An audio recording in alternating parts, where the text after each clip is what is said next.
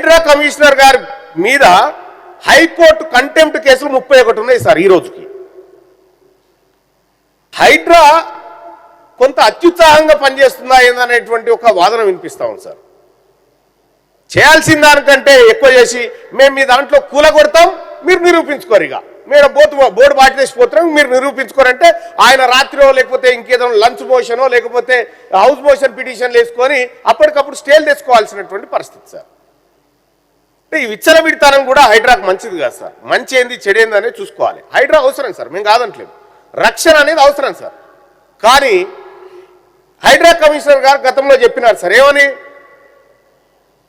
మేమే అడిగినాం, చాలామంది అడిగితే ఫాతిమా కాలేజీకి సంబంధించి అందులో విద్యార్థులు చదువుతున్నారు, అది ఇప్పుడు వాళ్ళ దృష్ట్యా విద్యా సంవత్సరం అయిపోయిన తర్వాత చేస్తాం అనేటువంటి మాట చెప్పినారు సార్. విద్యా సంవత్సరం అయిపోయింది, మళ్ళా విద్యా సంవత్సరం అయిపోయింది, ఫాతిమా కాలేజీకి ఓ న్యాయం, మిగతా వాళ్ళకి ఇంకో న్యాయమా సార్? ఇది ఎక్కడి కథ సార్? చెరువులు కాపాడబడితే అన్ని చెరువులు కాపాడబడాలి కదా.